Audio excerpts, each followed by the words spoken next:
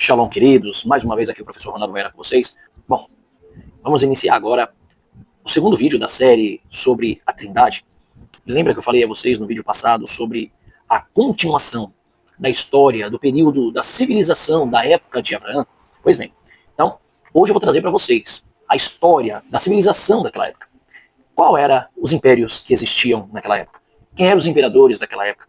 Quem eram os deuses daquela época? E qual era a cultura daquelas religiões, daquelas instituições, daqueles impérios da época de Abraão? Então, eu vou trazer isso para você aqui no vídeo, e não só isso. Também vou trazer, além disso, alguns documentos de ensino bem explícitos e bem claro de será que a Trindade realmente ela já existia como planos divinos de Deus?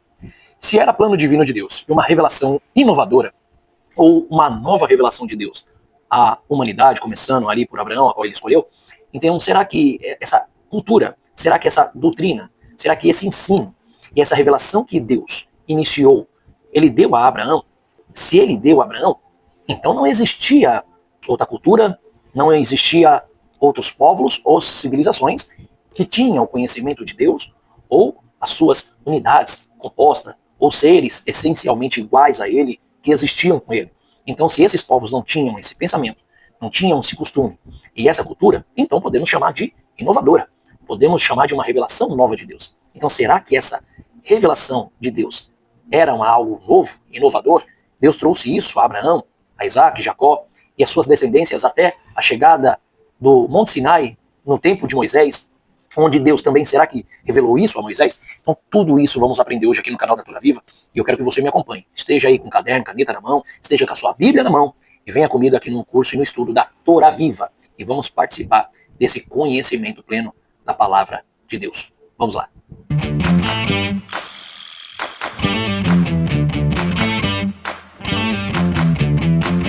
Bom, vamos lá. Continuando comigo aqui, vocês lembram que no vídeo passado eu trouxe vocês alguns históricos da época de Abraão, o sistema da civilização entre as suas culturas, liturgias, rituais e crenças, que eram, na verdade, crenças politeístas, a qual vocês já sabiam e sabem em relação a esse costume. A questão não é só saber, é implementar. Na verdade, é trazer ao campo do conhecimento por que assim as nações, as civilizações, os povos pensavam em relação às suas culturas, os seus costumes sobre esses deuses. Será que esses deuses existiam? Será que esses deuses eram reais? No costume, na cultura de Abraão, já tinha esse costume politeísta de Deus ser um Deus supremo e abaixo dele existiam outros deuses, ou de esse Criador, esse Deus ter filhos legitimamente, ou seja, literalmente. Será que esse Deus supremo tinha literalmente filhos? Ele poderia gerar filhos literalmente? Será que isso existia no costume antigo, no tempo de Abraão? Desde o vídeo passado até aqui o momento, eu trouxe alguns paralelos no costume com a cultura no tempo de Abraão. E o paralelo que eu trouxe foi no mundo de Abraão, ou seja, estamos trabalhando então nesse momento o contexto histórico de Abraão, tá? Nós estamos trabalhando o contexto histórico de Abraão. E aqui, no paralelo com Abraão, no mundo de Abraão, era comum deuses serem ancestrais de reis, ou intermediários entre o céu e a terra. Ou seja, existiam deuses que tinham ancestrais reis, ou seja, os reis que existiam na sua monarquia, da sua época, era tido não apenas como um rei humano, mas também um deus, ou um semideus, que no caso seria um ancestral, ou um filho de um deus. Então era já uma prática comum no tempo e no período que antecedeu Abraão, no período de Abraão e sucessor, o período sucessor de Abraão, tá? O período após Abraão também. Era a cultura pagã e gentílica entre os gentios e os pagãos da época acreditarem que os deuses tinham seus ancestrais, que os reis eram não somente reis, mas deuses enviados desse Deus, e também ou intermediários, ou seja, que esses deuses também eram como intermediários entre o céu e a terra, conhecido como deuses enviados por outros deuses. Isso aqui é óbvio, isso aqui está patente, que assim era comum na época de Abraão. Por isso que eu vou trazer para vocês agora, olha aqui, exemplo de Deus filho. Existia algum Deus que era filho de outro Deus que foi enviado por esse Deus? Bom, a resposta é sim. Existiam muitos mitos com esse padrão. Um exemplo, nós temos aqui Marduk, que era filho de Enki, e foi enviado pelos deuses para lutar contra o Tiamat, que era um épico deus da criação babilônica. E esse épico deus da criação babilônica vem no livro chamado Enuma Elish, que é um livro muito antigo, até mesmo com o padrão da mesma data que compõe o livro de Bereshit, o livro de Gênesis, descrito por Moisés por volta de 1450 a 1500 a.C. Tá? Além desse Marduk, também tinha Horus, filho de Osíris e de Ísis. Esse Horus, prestem bem atenção que eu vou trazer para você, ele era dentro do panteísmo e do politeísmo egípcio, ele era filho de Osíris e Ísis, a qual vingava o pai morto por Sete e se tornava o faraó ideal diante da nação egípcia. Ou seja, aquele faraó que estava ali, ser humano, homem, diante dos egípcios, era visto e reconhecido pela nação egípcia, ou o Egito Antigo, como um deus, um filho de Deus. Então, como eu disse no vídeo passado, Faraó era também reconhecido como filho de Deus, enviado pelos seus pais Osíris e Ísis para trazer não só vingança contra Set, né, que era o deus do submundo, que aí traz algumas histórias relacionadas também dentro do cristianismo em relação a Hassatan, ou conhecido como Satanás, como Lúcifer, que alguns vídeos para frente eu vou trazer um ensino, não agora, não vou trazer esse ensino agora, mas alguns vídeos daí para frente eu vou trazer uma explicação. Quem é Lúcifer? Quem é Satã, Hassatan? Será que ele era um anjo de luz que pecou contra Deus, que se rebelou contra Deus realmente? Será que esse Hassatan realmente se tornou inimigo de Deus? É como se fosse um Deus guerreando contra outro Deus? Será que essa instituição de teologia do cristianismo realmente é real, é literal? Ou será que existe algum mito difundido e misturado de outras crenças pagãs e de outras religiões? Então, isso aí eu vou trazer mais pra frente, não vai ser agora para vocês. Então, esse Horus, para quem não sabe, o Horus era o faraó do Egito, tá?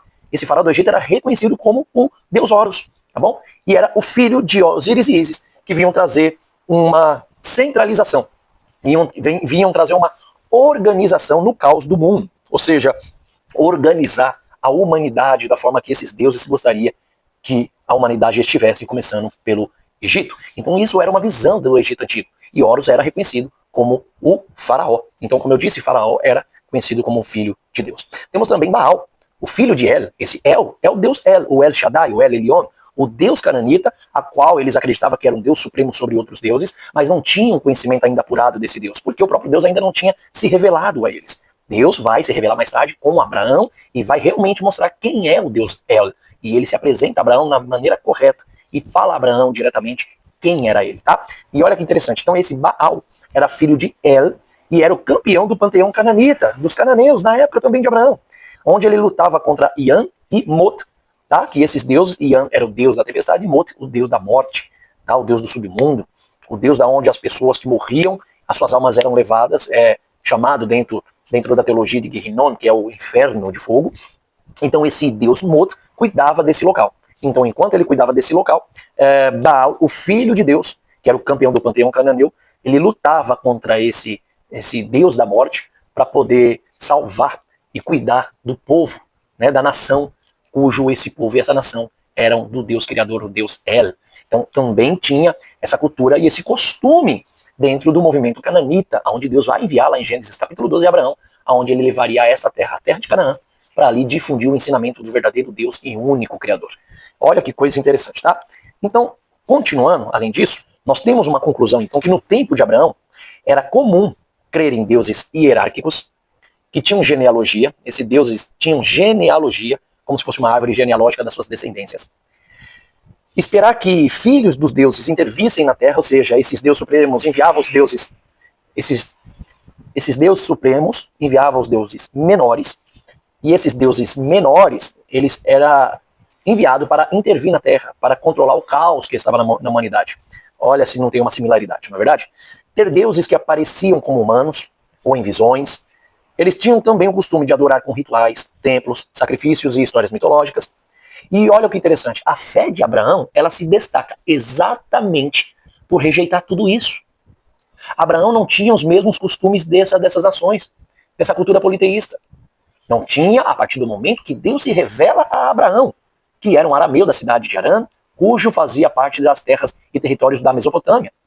Abraão, quando é escolhido por Deus nas terras, nos territórios da Mesopotâmia, Abraão, o arameu, como diz assim as escrituras sagradas, nós vemos claramente que Deus os tira de lá para levá-lo para Canaã e começar em Canaã as boas novas que Deus queria trazer à humanidade, de mostrar que só existia um único Deus, sem imagem, um Deus invisível, sem genealogia, que chama, que anuncia pela fé os seus planos e propósitos ao homem e caminha com o ser humano de forma espiritual. Ou seja, algo absolutamente inovador. E isso era inovador. No contexto cultural da época, isso era novo. Porque como existia um Deus que não se vê, um Deus que não tem imagem, um único Deus existente, a qual os outros não existiam, que chama o homem de uma forma espiritual e que pela fé esse homem teria que dar ouvidas a esse Deus. Fazer uma aliança nos planos desse Deus e caminhar com esse Deus, a qual esse Deus caminharia com o homem de uma forma literal, mas sem conhecê-lo de uma forma plena. Como que entender isso? Como entender na cultura da época esse Deus que aparece a Abraão? Por isso que a fé de Abraão se destaca exatamente por rejeitar todas essas crenças e credos que existiam naquela época. Quer ver uma forma? Vou te mostrar uma passagem bíblica. Acompanha comigo essa passagem das Escrituras que Deus fala lá para Moisés, no próprio livro que Moisés escreve em Deuteronômio. O vosso pai era um arameu. Veja comigo, por exemplo, em Deuteronômio capítulo 26, do versículo 5, a palavra do Eterno que manifesta a Moisés, explicando quem era Abraão, da onde Deus o buscou, da onde o tirou, e o falou com ele para se revelar como um Deus de uma forma inovadora, da qual, culturalmente, na época, era algo novo para o movimento da civilização politeísta e panteísta da época. Dá uma olhada, lê comigo, Deuteronômio capítulo 26, versículo 5, está escrito o seguinte: então digam na presença de Adonai, seu Deus, que meus antepassados era um nômade de Harã, ou seja, então vocês declararão diante do Senhor, o seu Deus: o meu pai era um arameu errante. Ele desceu ao Egito com pouca gente e ali viveu e se tornou uma grande nação. Em outra Bíblia, por exemplo, na Bíblia que eu tenho, judaica completa do David Stern, diz o seguinte: ele desceu ao Egito em número pequeno e ali permaneceu. Tornou-se depois uma grande nação, forte e populosa. Vocês perceberam? Vocês perceberam que em Deuteronômio capítulo 26, versículo 5, mostra a identidade de Abraão, o arameu, da cidade de Harã, aonde fazia parte dos territórios da Mesopotâmia? Ponto, exatamente. Deus visita Abraão ali, na Mesopotâmia, um dos maiores territórios no planeta, no mundo naquela época. Era o berço da civilização, onde Deus visita Abraão nessa terra. Tira ele da Mesopotâmia, apesar da Mesopotâmia ser o maior território da época, o maior contingente populacional de pessoas e civilizações que existiam já era em Canaã. E por isso Deus leva Abraão em Canaã. E aí as Escrituras vai dizer, lá no capítulo 12, podemos fazer essa leitura, segue comigo, faça a leitura. Diz assim: e Adonai disse a Abraão: Ler lecha, saia de seu país, da sua terra, e afasta-se dos seus parentes, ou da sua parentela, e da casa de teu pai, e vá à terra que eu mostrarei a você. Farei de você uma grande nação. Eu o abençoarei, engrandecerei seu nome, e você será uma bênção. Abençoarei os que abençoarem, e amaldiçoarei os que te amaldiçoarem. E por seu intermédio, todas as famílias da terra serão abençoadas. Então você percebe que em Gênesis capítulo 12, Abraão vai fazer uma saga de viagens em vários territórios até chegar em Canaã, aonde no meio dessas viagens, na sua caravana, no meio desses territórios, ele se encontra com várias nações, com várias civilizações, com culturas e costumes politeístas e panteístas da época, nesses deuses da qual eles já acreditavam. E o próprio Abraão ali mostra o plano e o propósito que Deus tinha com ele. Quando as Escrituras em Gênesis 2 diz que através dele ou por intermédio dele todas as famílias da terra seriam abençoadas, essa bênção que Deus está falando, que seria por intermédio de Abraão, seria exatamente o reino desse único Deus que seria implantado e a eternidade lá de Adão, que essa população também faz parte, essa civilização fazia. O povo ou o populacho ou a grande população, mesmo na Mesopotâmia ou mesmo lá em Canaã, todos eles fariam parte desse plano que Deus agora faz, começando com Abraão, que era implantar o seu reino na terra e trazer a eternidade ao homem que foi perdida. Então Deus faz esse pacto com Abraão. Abraão, enquanto você implanta o meu reino e você traz o ensino da eternidade a esse povo, que está preparado a eles, a qual eu já dei a eles no começo pelo seu primeiro progenitor e criado, que foi Adão, que já tinha uma eternidade, mas perdeu por causa da sua desobediência e do seu pecado, diga essa civilização que sou eu mesmo. Esse Deus que criou Adão, o primeiro homem, que depois logo dele veio todos vocês, sou eu que tinha dado vida a ele e eu que tinha dado a eternidade a ele, que ele escolheu perder. Então trarei de volta a minha eternidade sobre o homem e implantarei meu reino sobre eles. Essa era a bênção que Deus tinha prometido às nações, começando por Abraão. Então olha e presta bem atenção nisso aqui. Como Abraão já tinha feito os planos com Deus, então ele precisava sair da sua parentela da terra da Mesopotâmia. Como eu disse, por mais que era o maior território, Deus não estava acomodado com o tamanho de terras ou território. Deus estava preocupado com a quantidade de humanos e seres humanos e civilizações que estavam agora praticamente 100% afastados do único Criador. Então Deus tira Abraão da terra da Mesopotâmia e leva Abraão até a terra de Canaã, a terra mais populosa do mundo na época. Você vai encontrar isso em Deuteronômio, capítulo 7, Deus falando sobre as 7 grandes nações que já habitavam dentro de Canaã. E ele vai explicar quem era esse povo que jazia e vivia naquelas terras. Então Abraão sai, vai até Canaã, e Deus promete que se Abraão cumprisse com o plano, cumprisse com a aliança, e fizesse assim com a sua descendência, Deus manteria também a promessa de abençoá-lo, de dar a ferramenta necessária para tudo que ele precisasse nessa terra. Até porque Abraão é um ser humano, é um homem feito de matéria, um corpo resistente, mas limitado, que precisava se alimentar, comer e beber, e o próprio Deus, que não é um ser material, mas imaterial, uma luz inacessível, como diz Paulo lá na carta a Timóteo, capítulo 4:16, esse Deus que é invisível, que nenhum homem viu e nunca verá, como Paulo mesmo diz, então é esse Deus que fala com Abraão e promete que nada faltaria a Abraão nessa terra, que Deus daria tudo que fosse necessário para ele poder cumprir e manter a aliança. E Abraão recebeu todo o necessário, todas as bênçãos, todas as riquezas, tudo que havia nessa terra, necessariamente, até porque estava servindo ao Deus agora verdadeiro e criador de todas as coisas. Então Abraão vai até Canaã e começa a história, aonde ali ele começa a mostrar o verdadeiro Deus que existe, o grande El Elyon, o El Shaddai, ou todo-poderoso Deus, que mais tarde seria conhecido como Yud Rei Vav Rei, o Deus de Israel. É esse Deus único que se manifesta ao povo na terra de Canaã através de Abraão. Agora volta comigo aí, dá uma olhadinha na tela e vamos continuar, já que você entendeu um pouco dessa premissa que eu estou trazendo só para você entrar aqui no estudo comigo e entender o que eu estou passando para você. Volta aqui na tela, presta atenção que eu vou te mostrar. Presta atenção comigo agora, que agora eu vou mostrar para vocês aqui, na linha do tempo, uma forma detalhada dos principais impérios desde Abraão, de 2000 a.C., até os dias atuais, com os imperadores, ou os líderes, né, principais, que tinham também divindades e características culturais e religiosas antes, durante e depois do período de Abraão, tá? Aqui eu vou mostrar para vocês, primeiramente, qual que eram esses impérios, culturas e tradições ritualísticas em relação a Deus, ou deuses que tinha antes, durante e depois, né, da época de Abraão. Olha só, o primeiro aqui é o Impérios Antigos, tá? Na época do Bronze Médio e também na época final desse Bronze. O Império, por exemplo, Acádio, tá? O Império Acadiano, você já deve ter ouvido muito bem, no ano de 2350 a 2154 a.C., tá?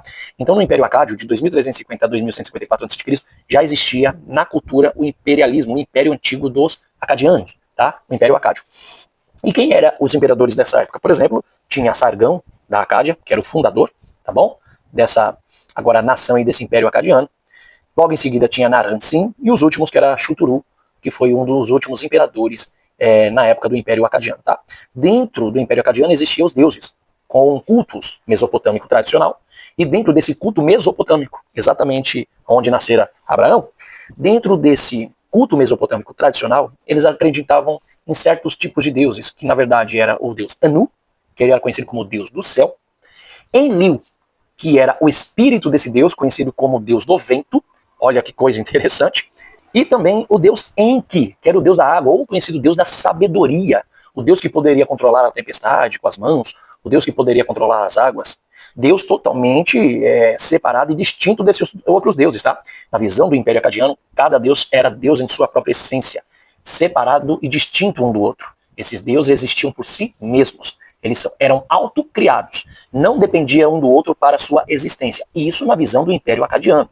Então, dentro do Império Acadiano, esse culto mesopotâmico tradicional tinha Anu como deus do céu, Enlil como deus do vento, e Enki o deus da água, o deus controlador da tempestade e o deus da sabedoria. Infelizmente, você vai pegando a história, por exemplo, no Novo Testamento, e vemos ali Jesus impedindo o vento quando os discípulos estavam assustados, né? E eles diziam, o mestre está dormindo enquanto a gente está indo aqui a pique, quase afundando com o barco. E eles estão desesperados que Jesus vai lá, repreende a tempestade, acalma a tempestade e diz para eles, cadê a fé de vocês? Aonde está a sua fé, homens de pequena fé? E ali o Senhor volta a deitar e dormir, enquanto eles ficam no barco atônitos. Professor, o senhor está querendo comparar essa história para dizer então que não foi real?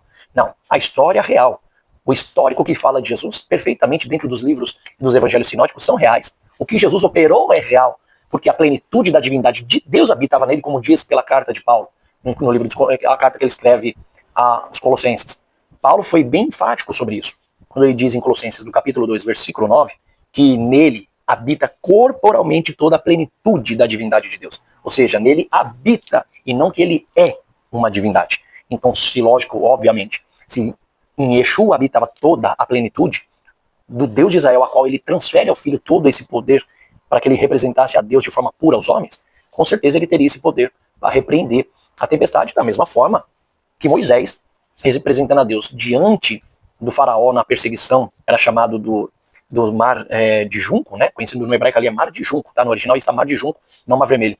Então ali diante do mar de junco, que ele divide as águas, apenas estendendo as suas mãos e o cajado, e o Eterno faz um vento vir e abrir aquelas águas para que eles atravessassem, isso também é uma manifestação plena de Deus. Não era 100% sobre Moisés como foi em Yeshua, mas o poder de Deus traz a Moisés essa satisfação de ele representar o Deus vivo diante da nação egípcia. Tanto que, lá em Êxodo, capítulo 7, Deus vai dizer que Moisés agora seria como Elohim perante o faraó. Mas eu não vou trazer isso aqui agora não. Mais pra frente eu vou trazer essa explicação. Por que Deus chama Moisés de Elohim? Será que a palavra Elohim, que tem as suas variantes, era apenas governante? Apenas no significado de juiz? Apenas no significado de um soberano? Ou a palavra Elohim cabia na linguagem singular? Ou a palavra Elohim cabia na linguagem singular de que ele era Deus sobre o faraó que se dizia ser Deus? Então é isso que vamos estudar mais pra frente. Até lá nós vamos chegar. Aguarda aí. Então você vê o próprio Paulo falando em Colossenses 2,9 que habita em Yeshua toda a plenitude corporalmente da divindade de Deus. Então, obviamente, que eu não estou fazendo uma assimilação do que se fala na história desses deuses, né, mesclado de Canaã, né, dos cananitas, querendo misturar com a verdade de Yeshua. Mas aqui o culto mesopotâmico tradicional mostra que Anu era o deus do céu, Enlil era uma espécie de um deus do vento, um espírito, deus espírito de um deus criador dos céus, que era Anu, e Enki era o deus da sabedoria. Aqui é tão interessante que além de ter essa que não é uma triunidade, mas 3 deuses diferentes, também vinha logo em seguida Inanna, que era uma deusa, né, um deus do amor e guerra, tá bom? E essa cultura era uma cultura politeísta. A cultura do politeísmo está aí, ó, você está vendo direitinho, ó lá. Politeísmo, templos com zigurates, escrita com uniformes e acadiano e sumério. Então essa era a cultura da época, tá? Essa era a cultura da época. Cultura politeísta, dos templos com zigurates, escrita em cuneiforme e acadiano e sumério. Mas continuando aqui, também tinha um império, por exemplo, babilônico antigo, tá? O império babilônico antigo, do tempo dos amoritas, era por volta de 1792 a 1595 a.C., e aonde havia um imperador chamado Hammurabi, muito conhecido, né, esse imperador Hammurabi, de 1792 a 1750 a.C., que era famoso, né, pelos códigos, chamado códigos, no Códex de Hammurabi, né, os códigos de Hammurabi, que eram leis e regras que alguns críticos vão trazer como ensino de que Moisés utilizou de algumas leis, ou sancionou algumas leis que já existiam no tempo de Hammurabi, tá? E dentro dessa cultura desse império babilônico antigo dos Amoritas, tá? Ou Amoritas, os deuses era conhecido como, por exemplo, o deus Marduk, tá? Na visão babilônica antiga, esse deus Marduk era o deus principal da Babilônia. E aí vinha logo em seguida Enlil e Ea, que era o deus Enki, tá bom? Também mostra 3 deuses diferentes, distintos nas suas essências, cujo já era uma crença que já existia também no Império Babilônico Antigo. Como, por exemplo, alguns de vocês podem perguntar, mas professor, existe alguns deuses disso que se fala na história bíblica sobre esses deuses que existiam e etc? Sim. Um exemplo, se você for pegar ali em Isaías, capítulo 46, tá? O deus babilônico Marduk, ele é mencionado na Bíblia, principalmente através do título, né, de Bel, e ocasionalmente chamado Nebo, né? Onde recebeu o próprio imperador chamado Nabucodonosor. Nabucodonosor recebe o seu nome por causa desses deuses, que era o deus Bel e o deus Nebo, ou conhecido como o deus Marduk, o deus supremo da Babilônia antiga, tá? E esses deuses, que representavam a idolatria da Babilônia, têm umas referências diretas, que ocorrem, por exemplo, em Isaías capítulo 46, que está escrito dessa maneira, você pode ler aí, Isaías 46, versículo 1, está escrito que, olha, Bel se encurva, Nebo se abaixa, e os seus ídolos são postos sobre os animais. Ou seja, Bel é um título sinônimo de Marduk, que significa senhor na língua babilônica antiga, tá? Então, na língua babilônica antiga, a palavra aqui, Bel, ou Marduk, significa senhor, é o soberano de todos os deuses do Império Babilônico antigo da época. Então, esse deus que você está lendo aí, tá bom? Marduk, é conhecido em Isaías 46:1, Jeremias capítulo 50, versículo 2, como por exemplo, a Babilônia foi conquistada, Bel foi envergonhado, e Merodach, Marduk, está espantado, diz o Senhor, Deus falando pela boca de Jeremias, capítulo 50, versículo 52. Eu indico que vocês leiam o capítulo 46, o capítulo 50, tá bom? Assim como Jeremias também, capítulo 51. Leiam todo, para vocês entenderem toda a contextualização do que está ocorrendo. Mas aqui eu estou mostrando para vocês, por exemplo, Jeremias também 51, versículo 44, que está escrito, Deus dizendo, castigarei Bel, Marduk, em Babilônia, e tirarei da sua boca o que tragou. Então olha que coisa linda e interessante, o próprio Deus mostrando aqui, e fazendo o próprio Deus, né, aqui nesses personagens, ironizando eles, a incapacidade dos deuses babilônicos de se salvarem, ou salvar a própria cidade da Babilônia contra o próprio juízo do verdadeiro Deus. Então Deus se apresenta ali como o único Deus, mas Deus se mostra como o único Deus, o Deus de Abraão, o Deus que se manifesta pela boca dos profetas, na época do ano 584, né, 586 a.C., que foi a época por volta do império dominado pelo imperador Nabucodonosor, né, que invadiu ali Jerusalém pela primeira vez, Israel. Então esses deuses deles, eles acreditavam que foram eles que concederam o seu poder, que deram a força a Nabucodonosor para que eles viessem e invadissem Israel e dominasse todas as coisas. Mas lendo, tá? Você lendo comigo aí, ou você pode ler na sua casa, você lendo o livro de 1 Reis, você vai ver que não é bem assim, tá? Os livros de Reis, ele vai explicar que Nabucodonosor era uma ferramenta escolhida pelo próprio Deus para castigar Israel, e não que eles tinham poder dos seus deuses para invadir o território de Israel segundo a ordem ou a vontade desses deuses, que nem deuses são e nem existem. E Deus vai provar isso aí, tá? Então, voltando aqui, ó, para vocês terem uma noção desse Marduk. Então, esse Marduk era o deus principal da Babilônia, e a cultura babilônica era uma mescla semita, mesopotâmica, com os deuses das cidades da Acádia, dos acadianos, junto com leis codificadas, e também culturalmente usando os zigurates, que eram templos reverenciados a esses deuses, e com festivais lunares também, tá? Logo em seguida vai vir o Império Hitita, de 1600 a 1200 a.C., onde havia os imperadores Hattusilis I e Suppiluliuma. Era um nome difícil, né? Suppiluliuma I. Tanto esse quanto Hattusilis I eram os imperadores da nação do Império Hitita de 1600 a 1200. Tinham além desses deuses, tinha além desses imperadores também os deuses dentro de um sincretismo, né, com deuses cananeus. Então, o que é sincretismo? É uma mistura, uma mescla de cultura, tradição e de crença desses mesmos deuses babilônicos e acadianos. Esses Império Hitita, eles acreditavam nesse sincretismo, nessa mistura desses deuses com os deuses cananeus e mesopotâmicos, né, como o deus Tarhunt, que era o deus do fogo e tempestade.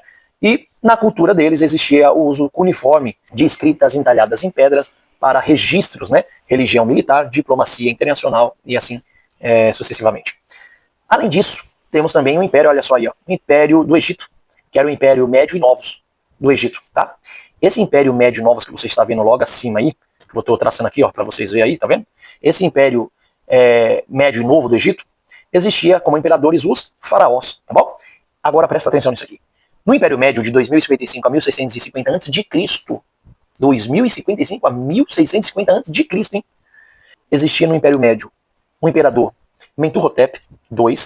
Além de Mentuhotep II, tinha também Amenemhat III, que eram os dois primeiros imperadores que começaram a controlar o Império Médio desses que eram os seus faraós da época, no ano de 2055 a 1650.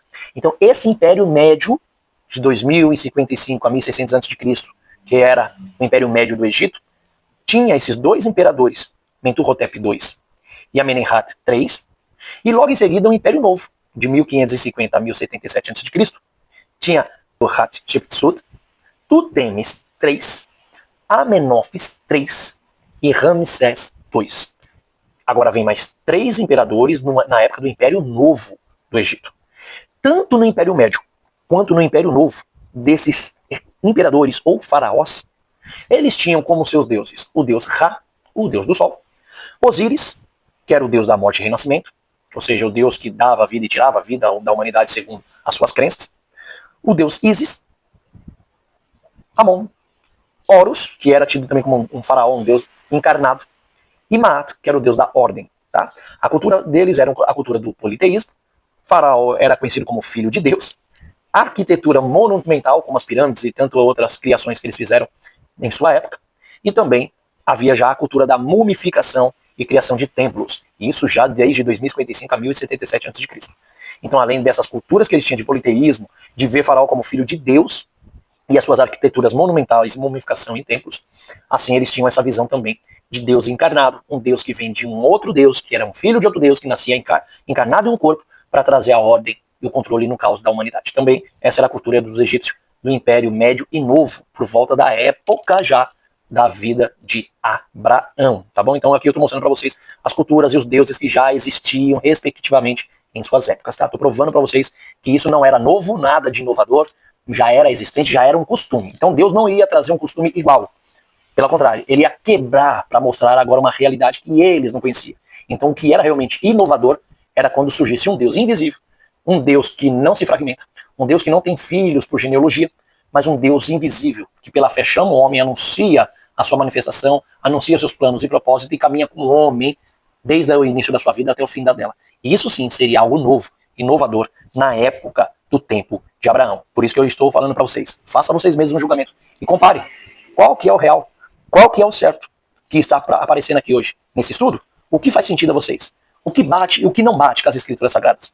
Isso aqui é apenas um estudo que eu estou trazendo para vocês dentro de uma gramática histórica, dentro de um comportamento histórico, tá bom? Então, o que nós estamos trabalhando aqui chamamos de trabalho ortocronista. Aqui é um ortocronismo. O que é o ortocronismo? É o estudo histórico ortocrônico, ou seja, o estudo histórico daquilo que existiu na época que sucedeu ou que foi contemporânea ao personagem sendo dito aqui no vídeo, no debate e nesse assunto aqui da Torá Viva, que no caso o personagem é Abraão. Então estamos falando dentro da época de Abraão, estamos falando dentro da época do personagem Abraão, aquilo que já era cultural e costumeiro em sua época, aquilo que já existia, e explicando aquilo que não existia. E aí vocês podem fazer a comparação e o julgamento. O que é realmente do Criador, o que é novidade e o que não é novidade, ok? Então, olha só, não vou passar os outros para vocês, eu já vou pular para cá, que eu preciso que vocês prestem atenção também em algo. Bom, por exemplo, aqui também, impérios clássicos, quero que vocês prestem bem atenção. Existiu o Império Neo-Assírio, de 911 a 612 a.C., tá? Já bem depois de Abraão, bem depois já de Moisés. Nesse Império Neo-Assírio, tá bom? De 911 a 612 a.C., existiam os imperadores como Tiglat-Pileser, vocês já ouviram falar desse imperador, Tiglat-Pileser III e Assurbanipal. Os deuses que eles acreditavam era o deus chamado Assur, que era o deus nacional da sua época. O deus Sim, tá? Esse deus Sim aqui é o deus da lua, que em algumas passagens bíblicas é conhecido como Anamalek, esposa de Adramalek, tá? Ishtar, a deusa do amor e da guerra.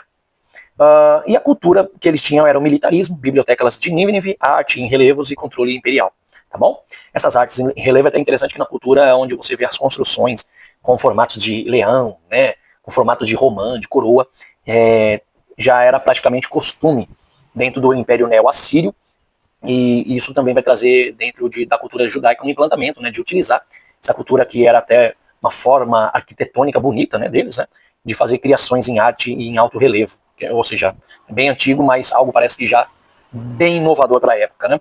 Bom, também temos o Império Persa Aquemênida de 550 a 330, presta atenção nisso. No Império Persa Aquemênida de 550 a 330 a.C., tinham os imperadores Ciro, que era o Ciro II, que era conhecido Ciro o Grande, Dário I e Xerxes I.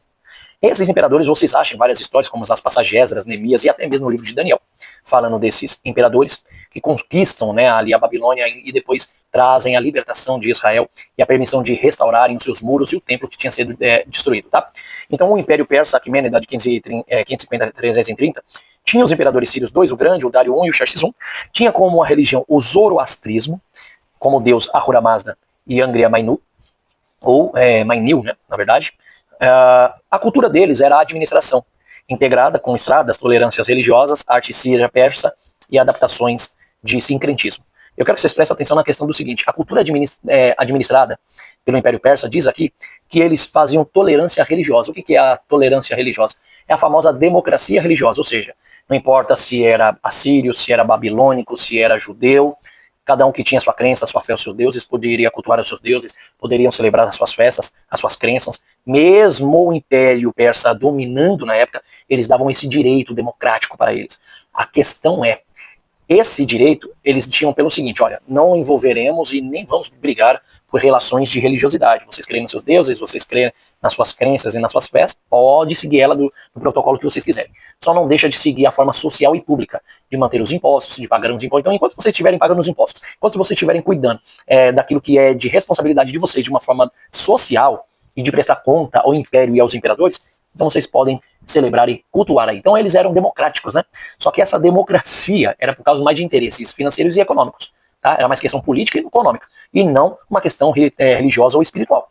E por isso eles permitiram Israel voltar a Jerusalém, Neemias e Esdras reconstruir a muralha e os templos, né, onde felizmente na história você vê lá Sanbalat e Tobias querendo guerrear, lutar, mandar cartas, impedir o progresso, mas não foi impedido, porque Deus teve essa graça e misericórdia com o povo de Israel e permitiu a sua reconstrução. Então você vê uma coisa muito interessante ali, essa permissão, essa permissibilidade dos imperadores, porque eles se preocupavam mais com a parte social, financeira e política do que com a parte religiosa. Então eles tinham esse sincretismo, essa tolerância religiosa, e é exatamente por isso que Israel se manteve de pé também na época, não por causa deles em si, mas eu sei que é por causa da vontade do Eterno, de Hashem, do Criador, que trouxe esse benefício, né, essa forma benevolente de manter o seu povo de pé e vivo, até porque Deus conhece muito bem o coração da humanidade, dos seres humanos, assim como conhecia o coração desses imperadores, como Ciro II o Grande, Dário e Xerxes I, a qual ele sabia muito bem que daria valor ao povo de Israel. Tá? E depois disso vem o Império Macedônio. Mas se vocês prestaram atenção, que aqui é uma sequência de impérios que levantaram e caíram, levantaram e caíram, levantaram e caíram. Depois que o Império Persa se levantou, que era o Império Aquemênida, que destruiu o Império Babilônico, tá? Que conseguiu escravizar e rebaixar o Império Babilônico. Depois que o Império Persa também ele é invadido pelo Imperador Alexandre o Grande, da Macedônia, e o Imperador Alexandre domina o Império Persa e sujeita eles como império vassalo agora, como nação vassala. O que é a nação vassala? Uma nação serva, sujeita a pagar tributos e impostos agora ao imperador vencedor, no caso, o macedônio Alexandre o Grande. Você vê que esses impérios que foram caindo, agora chega o Império Macedônio, chamado Império Helenístico. É onde surge o Império Grego Helenístico, no ano 336 até o ano 30 a.C., já na época onde Jesus ali vai nascer, se torna criança, tá? E dali em diante, um pouco mais para frente, né, mais ou menos 25 anos depois que Jesus nasce, já havia então o assentamento do Império Macedônio Helenístico. Então agora era o domínio do Império Grego. E só que agora que vem uma coisa interessante, pessoal. Dá uma olhada aqui. O Império Macedônio Helenístico, pelo imperador, ou imperadores como Alexandre o Grande, Diádocos, Seleucos, Ptolomeu, Antígonos, Antíoco e etc., esses imperadores que dominaram agora todas as regiões, tanto da parte ocidental, oriental, o mar Mediterrâneo e todo o território, tanto mediterrâneo quanto cananita, esses imperadores começam a implantar agora a sua cultura. Só que vem um problema no Império Helenístico. O Império Helenístico, eles eram pessoas resilientes, tá? E eles, de forma simples, conseguiam absorver tradições e culturas e religiões de outros impérios e de outros povos. Eles adotavam a cultura, fazendo um sincretismo religioso. Eles tinham esse costume. E esse costume é onde vai nascer agora o que eu vou falar para vocês. Olha só. Na época macedônia e na época helenística, os imperadores Alexandre o Grande, Diádocos, Seleuco, Ptolomeu e Antígono foram os imperadores da sua época, onde tinham seus deuses politeístas. Eles eram politeístas também. Havia o politeísmo grego, como Deus, Zeus, Atena, Apolo, Dionísio, que eram deuses do Monte Olimpo, que eles acreditavam que eram deuses naturais que poderiam se transformar em homens e vir diante dos homens, tá? Para se fazer presente no meio dos homens. E eles tinham, além disso, fusões locais com um deus chamado Zeus Amon, no Egito. Olha aí, sincretismo. Tá? Eles eram resilientes, eles se abriam a conhecer a outra cultura, outras religiões, a aceitar as doutrinas das outras religiões. Isso era cultural do movimento helenístico. Professor, por que você está batendo nessa tecla? É simples. É que você vai entender quem eram os pais da igreja, de que movimento eles vieram, de que cultura que eles vieram. Ainda que creram e receberam em Yeshua, começaram a receber de acordo com seus pensamentos e fundamentos helenísticos, gregos e não hebraicos, não judaicos. E por isso que começou a existir os famosos ensinos de Deus em essências, né? Substância, crença de deuses metafísicos, ontologia de existência de Deus que existia de forma filosófica antes de toda a criação. Como no caso, que acreditavam que Jesus é um Deus igual a Deus, que já existia antes da fundação do mundo. E isso era crença helenística, metafísica, que eles utilizaram para poder explicar o Antigo Testamento como o Novo Testamento. Daí vocês vão começar agora a entender como surge, por que surge a Trindade. Então eles tinham como cultura o sincretismo religioso, como eu acabei de dizer a vocês, tá aí, ó, vou até levantar mais a tela aí, ó, para cima lá. Eles tinham aqui, ó, aqui em cima, tá? Eles tinham aqui, ó, culturas e sincretismos religiosos, tá bom? Tá aqui, eu tô mostrando para vocês. Sincretismo religioso, difusão de cultura e línguas gregas, quer dizer, eles se misturavam, e desenvolvimento urbano, que é a única coisa de forma mais natural e humana que eles criaram. Depois deles que foi extraído, é deles que surgiu, gente. É deles que iniciou, presta atenção nisso. Foi através do Império Macedônio e Helenístico, que teve a sua quebra da sua potência imperialista na época, foi deles que se fragmentou na Macedônia os deuses, os imperadores como Seleuco, Ptolomeu, Antígono, Antíoco Epifânio, e etc. Foi deles que começou agora a existir o Império Romano, que aí começa o domínio no ano 27 a.C. até o ano 476 depois de Cristo, já na época ainda do famoso Eusébio de Cesareia, que escreveu o livro História Eclesiástica. Então o Império Romano é fragmento do Império Helenístico, e é daqui que surgem os imperadores Augusto, Trajano, Constantino I, Teodósio I, e todos esses imperadores, até outros que acreditaram até em Yeshua, né, mas não acreditaram no Yeshua ou Messias, na visão hebraísta bíblica. Acreditaram num Senhor Jesus, um Yeshua Deus, filho de um Deus, porque eles acreditavam em Deus encarnado, metafísica, um Deus enviado por outros deuses. Sempre foi a crença do imperialismo macedônio, helenístico e agora imperialismo romano, do ano 27 a.C. até o ano 476. Sempre foi a tradição cultural desse povo. Tá? Dali depois vem o Império Medieval, que era o Império Bizantino, no ano 330 a 1453 d.C., tá? Como o Imperador Justiniano I e Heráclio. Religião eles tinham agora como o cristianismo ortodoxo, liturgias gregas, imperador como defensor da fé do cristianismo, mas dentro da visão grega, dentro da linguagem helenística e não da leitura hebraísta ou da linguagem bíblica judaica. Por isso que começa a surgir os grandes problemas de interpretação da Bíblia, que muitos teólogos até hoje, que dizem ser teólogos, seguem esse padrão de ensino e de cultura. Tá bom? Aqui, por exemplo, olha, eu vou trazer para vocês o contexto histórico do Império Aquemênida. Por que eu quero que vocês foquem nisso? Porque aqui vai ser a chave que vai virar para vocês entenderem, historicamente. Logo depois, os outros vídeos que vai ser lançado nessa série do estudo sobre a Trindade. Eu quero mostrar para vocês agora aqui o contexto histórico do Império Aquemênida. Dê uma olhada aqui comigo e preste bem atenção nisso para vocês entenderem. Dentro do contexto histórico do Império Aquemênida, o fundador era Ciro II o Grande, no ano 559 a 530 a.C.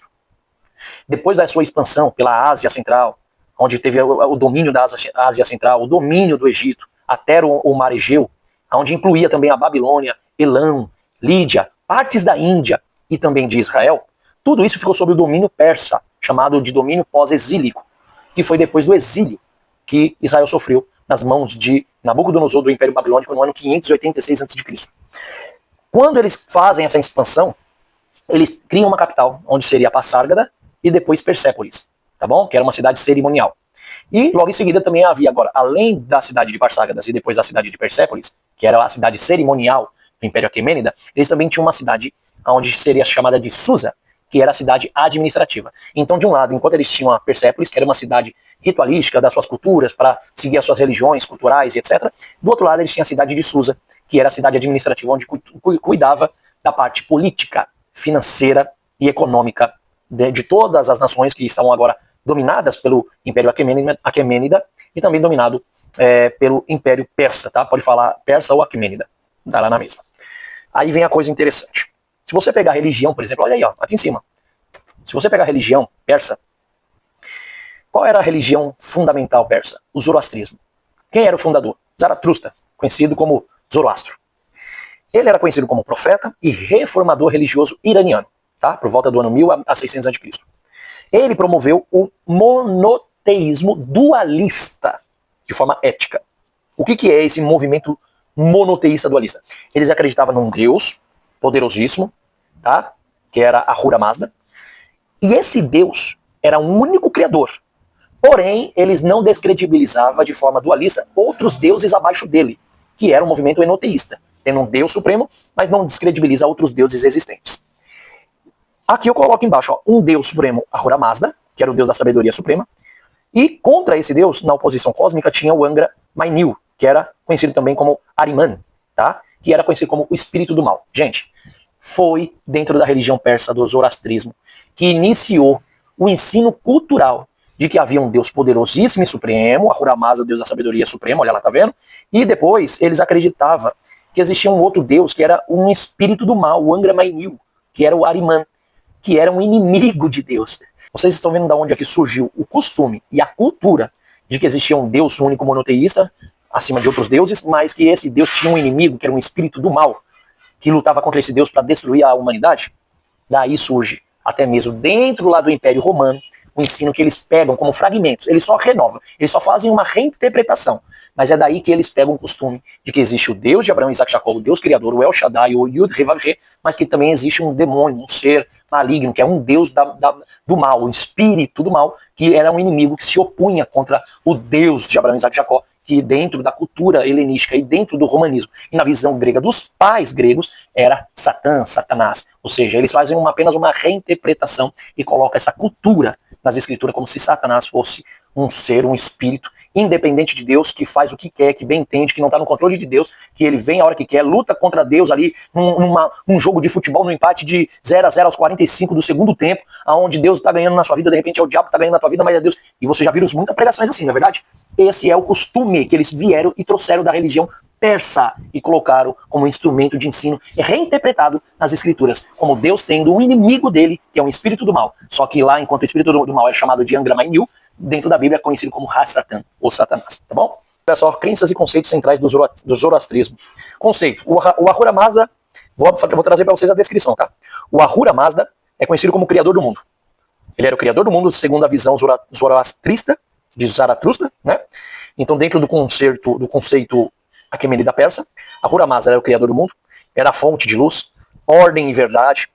Aí vem Asha e Druj, que eram os deuses de ordem, que na verdade não eram deus, mas eram uma espécie de deus em essências, espíritos de essências, que eram a ordem e a verdade, versus a mentira e o caos, que luta espiritualmente no mundo, tá? Então, para eles, esse Asha e Druj eram uma entidades que luta contra, que é de um lado o Asha é o deus da ordem e a verdade, contra o Druj, que vamos dizer, a entidade, tá? Que esse Druj é a entidade da mentira e do caos, enquanto o Asha é a entidade da ordem e da verdade, tá? E eles lutam de uma forma espiritual no mundo. Depois vem o livre-arbítrio, os humanos escolhem entre o bem Asha e o mal Druj. Então aqui não são deuses, eles entendem como espíritos manifestos, tá bom? Para eles também existe o juízo final, ou seja, as almas são julgadas após a morte e aguardam a renovação do mundo. Isso aí na visão do zoroastrismo, tá? Na Pérsia. Tem o Saoshyant, também no conceito deles, esse Saoshyant, o que era? Era uma espécie de um Messias Redentor que surgirá no fim dos tempos para salvar essas almas perdidas. E eles tinham também o fogo sagrado, que era o símbolo da pureza, a presença divina constante nos templos. Que eles tinham como, não como Deus, mas um ser, uma pessoa, uma entidade. Tá bom? Eles têm como uma entidade. E esse fogo sagrado, ele fazia o símbolo da pureza, da presença de Deus. Era o espírito de Deus, ele era o espírito de Ahura Mazda. Tá bom? Tá bom? Então, era o espírito do Deus Ahura Mazda, que era a presença divina de Deus, desse Deus Ahura Mazda, constantemente dentro dos templos. É o que eles acreditavam desse fogo sagrado na crença e no conceito do zoroastrismo. Gente, vê muita similaridade com o que é ensinado em relação a Deus Pai, Deus Filho e Deus Espírito Santo, dentro das Escrituras, no contexto e na visão bíblica cristianizada, ou do cristianismo paganizado, tá? Mas, quando vai ver a leitura bíblica dentro da sua linguagem hebraísta, há uma grande diferença. Há uma grande diferença, não, nem de reinterpretação, mas uma mudança drástica de quem é o único Deus, quem é o Mashiach de verdade, esse homem, Jesus Cristo, homem, como diz Paulo, e o Espírito de Deus, que não é uma pessoa, mas sim o hálito, ruach, vento, hálito, manifestação, a emanação do poder de Deus sobre os homens, que dá habilidade aos homens, tá? Então há uma diferença nessa visão bíblica, hebraísta e judaica com a visão bíblica cristianizada, gregoriana, dos gregos, tá? Então aí você vê qual que é a visão mais correta dentro das escrituras e qual que faz mais similaridade com o que eu estou acabando de ensinar para vocês aqui hoje, tá bom? Agora que interessante, religião e política, reis como agentes de Ahura Mazda. Por exemplo, Sírio, Dar e Xerxes, esses imperadores, reis, eles vinham-se como eleitos por Ahura Mazda. Eles se viram como um escolhido do deus Ahura Mazda. Que eles se tornaram reis, imperadores, por causa de Ahura Mazda. Que eles foram eleitos por ele. E isso você acha, por exemplo, na inscrição de Dário, tá? Escrito em Behustum, tá? Que ele afirma o seguinte, ó, por vontade de Ahura Mazda, isso aqui é a inscrição do rei Dário, né? É uma escrita que tem documentada. Ele diz, por vontade de Ahura Mazda, eu sou rei. Ahura Mazda me deu este reino. Ou seja, a realeza persa era teocrática e legítima por escolha divina do seu Deus. Ok? Sabendo nós, sabedores aqui, que as escrituras no livro mesmo de Daniel, como pela boca dos profetas, e Deus fala que quem escolhe esses reis, até de outras nações, era o próprio Deus de Abraão, Isaac e Jacó, o único criador, tá bom? A qual eles não tinham conhecimento. Nós temos as divindades locais, o sincretismo, tá bom? Ou seja, apesar do zoroastrismo dominar no Império Aquemênida, outras divindades também eram reconhecidas ou toleradas. deuses e espírito reconhecido. Por exemplo, divindade, papel e observação. Divindade, Ahura Mazda, Deus supremo, criador do cosmos. Observações, central no culto real. Mitra, Deus, no papel de Mitra, dessa divindade, era uma divindade da luz, que fazia juramentos e contrato. Qual era a observação? Popular entre os soldados e mais tarde absorvido pelo mitraísmo romano. O mitraísmo, existia um mitraísmo romano, que acreditava nesse deus Mitra, uma divindade da luz, do juramento e do contrato. Tinha também a Anahita, a deusa das águas e fertilidade e guerra, que dentro da observação era cultuada com grande reverência e às vezes com templos próprios.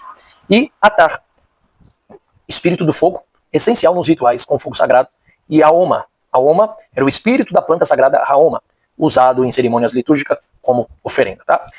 Tolerância religiosa, o Ciro Grande ficou famoso por permitir o retorno dos judeus do cativeiro babilônico. Vocês já leram isso pelo menos no livro de Esdras, capítulo 1, tá? Você pode ver lá no livro de Ezra ou Esdras.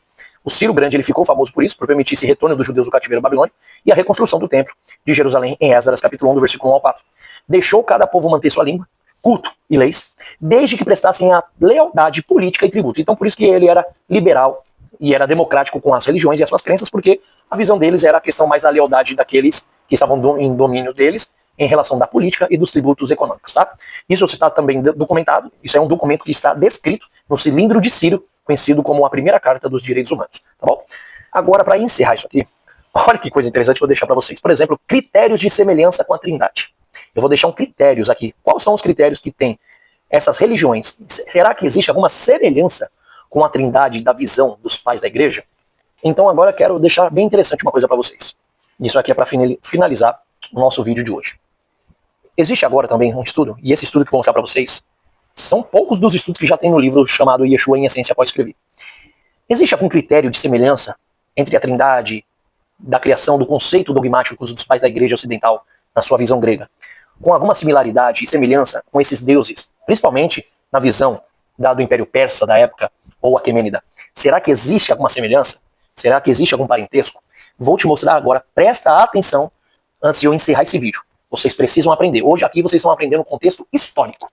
Depois que eu terminar esse contexto histórico, junto já com o primeiro vídeo que eu fiz a vocês, nos próximos vídeos eu vou começar agora a usar a Bíblia e trazer as explicações bíblicas a vocês de uma forma literal, fazendo uma análise gramatical das palavras, das passagens dos evangelhos, do que João falou, do que Paulo falou, do que Jesus falou dentro das cartas dos evangelhos, e vamos ver se realmente faz sentido e bate com o que os pais dizem, ou tem que fazer sentido com aquilo que é leitura hebraísta bíblica.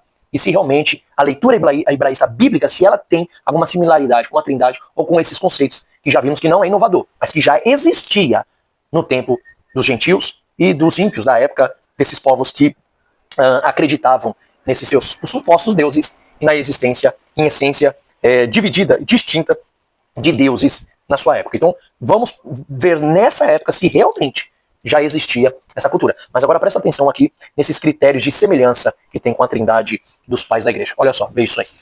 Olha só aqui, ó. Deixa eu mostrar pra vocês. Vê aí, ó. Tá escrito bem em cima. Tô mostrando aí pra vocês, olha só. Critérios de semelhança com a Trindade. Critério. Monoteísmo com expressões múltiplas. Explicação. Um ser divino central com manifestações distintas. Dentro da visão zoroastrista, ou do Zoroastro, na visão do zoroastrismo persa, havia o monoteísmo com mais que fazia as suas expressões múltiplas. Ou seja, era um ser divino central, mas com manifestações distintas dele. Tá? Olha que coisa interessante. A hierarquia relacional. Um superior e dois aspectos ou agentes relacionados. Unidade de essência, distinção de função. Uma essência divina partilhada por três modos, faces ou agente. Olha a coisa que interessante aqui. E agora eu vou mostrar para vocês os impérios e as culturas mais próximas que tem da visão trinitariana. Olha só. O Egito Antigo, tríades divina. Por exemplo, tríades de Mênfis. O deus Ptah, criador. Mente fala é aquele que possui uma mente criadora. O deus Ptah desse Egito Antigo era o criador. E ele falava. Esse deus se comunicava com os homens. Ou seja, dentro da língua grega chamado de logos. O logo implícito, não é verdade? Tinha também o Sekhmet, que era uma força destrutiva, ou seja, um espírito de força destrutiva, que era um espírito desse deus criador, Ptah, conhecido como o espírito da justiça e punição. E o Nefertum.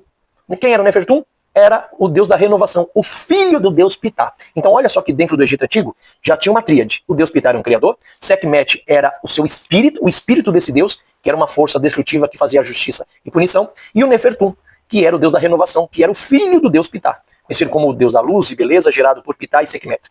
Então, olha que coisa, meus irmãos, o deus Ptah é o deus criador, mas Sekhmet, ele trabalha junto com esse deus Ptah para dar luz a Nefertu.